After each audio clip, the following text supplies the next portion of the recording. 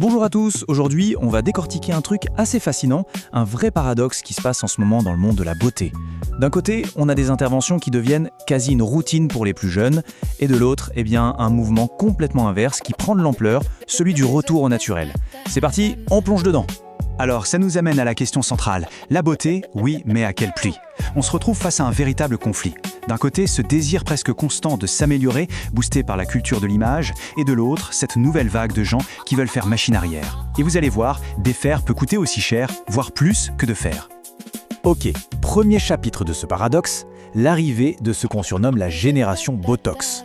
Pour cette génération, franchement, les interventions esthétiques, ce n'est plus du tout un tabou. Non, c'est presque vu comme une étape normale, un peu comme de l'entretien préventif pour sa voiture. Et tenez-vous bien parce que ce chiffre est juste énorme.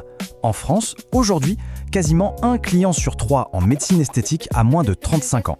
C'est une part gigantesque du marché et ça montre bien que la société est en train de changer en profondeur. Derrière cette statistique, il y a des parcours, des histoires personnelles. Prenez Eva par exemple, elle a 22 ans, sa motivation, elle est à la fois simple et très forte. Elle est complexée par des rides qu'elle trouve précoces et surtout, elle a peur que le regard des autres ne colle pas avec l'image qu'elle veut renvoyer. Et ce qui est fou, c'est que sa démarche est devenue complètement banale. Pour Eva, dépenser 350 €, c'est une solution pour prévenir, une façon de garder le contrôle de son image dans un monde où les standards de perfection qu'on voit sur les réseaux sociaux sont partout. L'acte médical devient finalement un produit de consommation comme un autre. Mais, et c'est là où le paradoxe est total, pendant qu'une partie de la population se lance là-dedans, une autre fait exactement le chemin inverse. On passe maintenant à ce contre-mouvement où des gens paient pour annuler les effets d'anciennes interventions, comme pour retrouver une authenticité qu'ils avaient l'impression d'avoir perdue. L'histoire de l'influenceuse Lola est un exemple parfait de ce phénomène. Imaginez, après 4 ans d'injection dans les lèvres, ce sont les commentaires de ses proches qui ont provoqué un électrochoc. Elle a soudain réalisé que l'image dans le miroir, ce n'était plus vraiment elle, qu'elle s'était en quelque sorte perdue de vue. Et attention, ce retour en arrière, ce n'est ni simple, ni une partie de plaisir. Pour Lola, ça a voulu dire une nouvelle intervention à 300 € et une expérience qu'elle a décrite comme un véritable calvaire. Le point à retenir, c'est que souvent, défaire coûte aussi cher et fait plus mal que de faire. Ce changement de vision ne concerne pas que les plus jeunes. Regardez l'histoire de Céline, 59 ans. Il y a 10 ans, elle s'est fait poser des implants mammaires. À l'époque, c'était sa façon de se réapproprier son corps. Mais aujourd'hui, elle ressent un décalage immense entre cette poitrine qui, elle, n'a pas bougé et le reste de son corps qui vieillit tout simplement.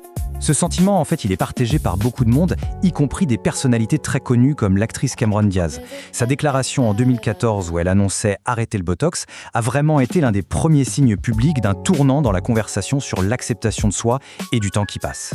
Bon, maintenant on va aborder un aspect beaucoup plus sombre de cette industrie. Parce que cette demande qui explose, elle a malheureusement ouvert la porte à un marché noir super dangereux où les risques pour la santé sont juste énormes. Au cœur de ce marché parallèle, on trouve des appareils qui font un peu froid dans le dos, comme le Plasma Pen. On le vend comme une solution miracle, mais son utilisation est hyper réglementée et réservée aux médecins. Et il y a une très bonne raison à ça. Entre de mauvaises mains, cet engin peut faire des ravages.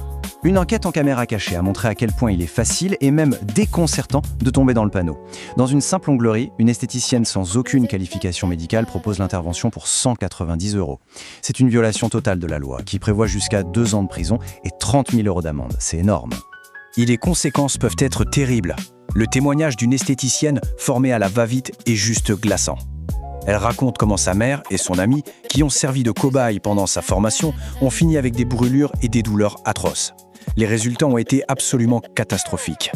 Alors juste pour qu'on se rende bien compte de l'arnaque, voilà le prix d'un véritable appareil Plasma Pen de qualité médicale, celui que les vrais professionnels, les dermatologues et les chirurgiens utilisent. Entre 10 000 et 15 000 €. Et maintenant, voilà le prix de l'appareil qui a été fourni à l'esthéticienne pendant sa formation. 30 €. Acheté sur AliExpress.